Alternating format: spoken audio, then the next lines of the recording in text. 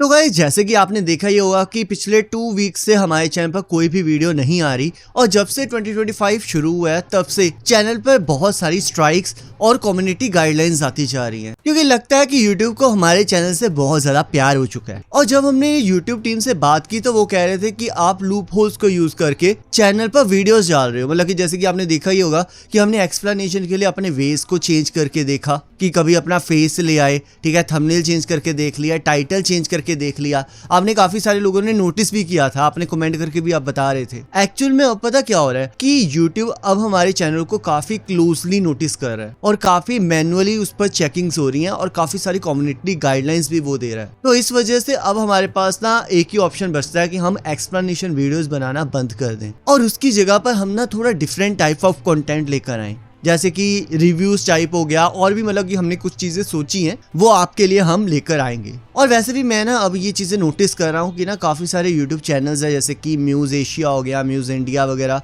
ठीक है, ये फ्री में YouTube के ऊपर ही एनिमे कंटेंट डाल रहे हैं और वो भी कई तो ऐसे एनिमे कंटेंट है जो कि हिंदी के अंदर अपलोड हो रहे हैं। तो मैंने सोचा कि क्यों ना हम ऐसे करते हैं, अब ना थोड़ा कंटेंट को चेंज कर लेते हैं जिससे मैं आपको ना थोड़ा और वेराइटी ऑफ कंटेंट प्रोवाइड कर सकूं। गाइस मुझे पता है कि आपको ना पहले जो सा कंटेंट है थोड़ा सा अजीब लगेगा, क्योंकि अभी तक हम सारा एनिमे एक्सप्लेनेशन के रिलेटेड ही बातें किया करते थे और उसके रिलेटेड ही वीडियोस होती थी। पर अब थोड़ा कंटेंट चेंज होगा तो थोड़ा सा डिफरेंट तो फील होगा। पर गाइस आई होप आप ना चीजों को समझोगे और जैसे आज तक हमारे चैनल को सपोर्ट करते आए हो वैसे ही आगे भी सपोर्ट करोगे, बिकॉज जो मैं कर सकता था वो आपके सामने ही है। मैंने कितने सारे एक्सपेरिमेंट्स करके देखे, एडिटिंग स्टाइल चेंज करके देखा। अगर YouTube अब नहीं मान रहा तो मैं उसमें कुछ नहीं कर सकता, क्योंकि अगर मैं ऐसे ही करता रहूंगा तो बस एक स्ट्राइक दूर है और चैनल डिलीट हो जाएगा। और कई लोग मुझे कह रहे थे कि आप किसी और चैनल के ऊपर वीडियोस डाल दो, तो गाइस वहां पर भी ऐसे ही चलता रहेगा, क्योंकि सपोज कर लो कि हमने दूसरे चैनल भी कर लिया और उसके अंदर भी एक्सप्लेनेशन वीडियोस स्टार्ट कर दी।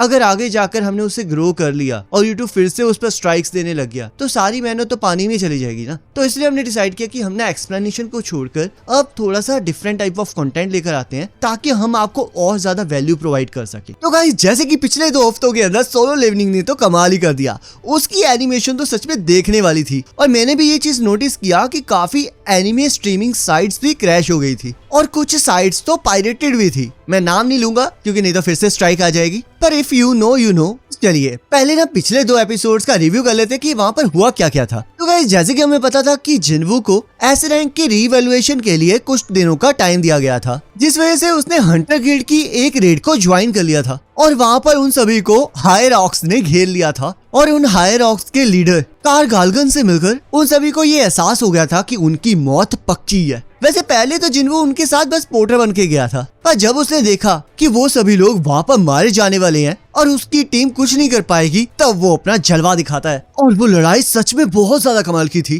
क्योंकि आयरन और इग्रिस ने तो हायर ऑप्स को उड़ा कर मारा था और जिन्वू ने भी कारगलन का बुरा हाल कर दिया था। पर क्या आपने उस एपिसोड में एक चीज नोटिस की कि बारूका की तरह ही कारगलन के साथ भी एक ग्लिच हुआ था, जहाँ पर उसे एहसास हो गया था कि उसके सामने एक शैडो मोनार्च खड़ा है और बेचारा मजबूर था, क्योंकि उसके कानों के अंदर भी एक ही आवाज बार बार गूंज रही थी जो कि उसे ह्यूमंस को मारने के लिए कह रही थी, क्योंकि शायद सिस्टम जिन्वू को कोई चीज नहीं बताना चाहता। और जिस तरह जिन्वू बार बार लेवल अप करता जा रहा है तो शायद ऐसा हो सकता है कि जो सा सिस्टम है वो जिन्वू को किसी बड़ी लड़ाई के लिए तैयार कर रहा है। क्योंकि अगर आपको याद होगा तो जिन्वू के फादर ने भी कुछ ऐसा ही कहा था कि कोई बड़ी चीज आ रही है जिसे कोई हंटर नहीं हरा सकता। और जैसे कि बेक को भी ये एहसास हो गया था कि जब वो पिछली बार जिन्वू से मिला था उसके मुकाबले इस बार जिन्वू और भी ज्यादा ताकतवर हो चुका है, तो शायद सिस्टम जिन्वू को उसी लड़ाई के लिए तैयार कर रहा हो जिसके बारे में जिन्वू के फादर बात कर रहे थे। और हम सभी को पता है कि बहुत जल्दी जेजू आइलैंड आर्क भी स्टार्ट होने वाली है, जो कि सच में बहुत ज्यादा खतरनाक होने वाली है। तो जैसे कि आपको याद ही होगा कि सोलो लेवलिंग की शुरुआत में भी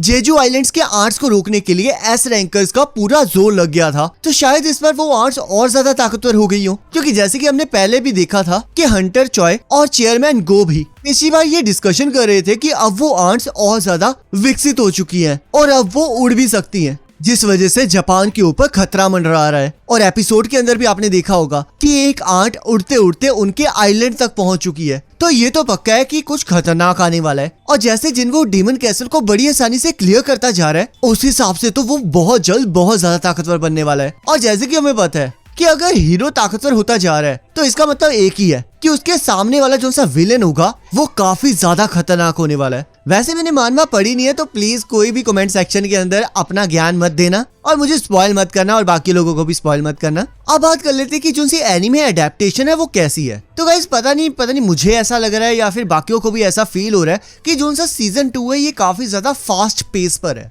मतलब कि हर एपिसोड के अंदर बार बार बस लड़ाइयां ही होती जा रही है। मुझे लड़ाइयों से कोई प्रॉब्लम नहीं है, हमें तो देखने में मजा आ रहा है, पर एक्चुअली में पता क्या है कि कुछ ना इम्पैक्ट फैक्टर्स मिसिंग है इसके अंदर।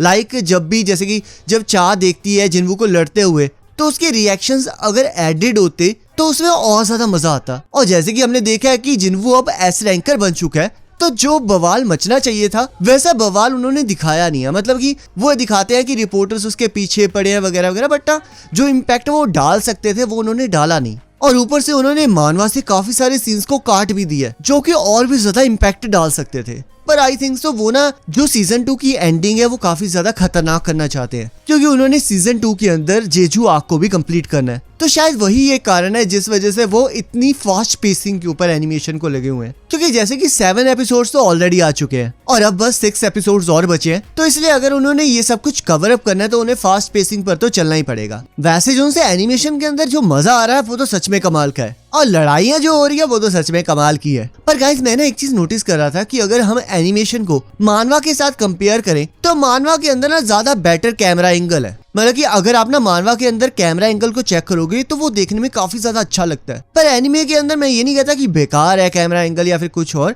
बट ना जो इम्पैक्ट हमें मानवा में देखने में मिलता है ना वो इम्पैक्ट हमें ना एनिमेशन में देखने में नहीं मिल रहा। बाकी गाइस आपको ये एपिसोड्स कैसे लग रहे हैं मुझे कमेंट करके जरूर बताना और अगले एपिसोड्स के लिए तो मैं बहुत ज्यादा एक्साइटेड हूँ। तो देखते हैं कि अगले एपिसोड्स में क्या होता है और उसका रिव्यू मैं जरूर लेकर आऊंगा जिसका लिंक आपकी स्क्रीन पर आ रहा होगा। आप उस पर क्लिक करके उस रिव्यू को भी देख सकते हो।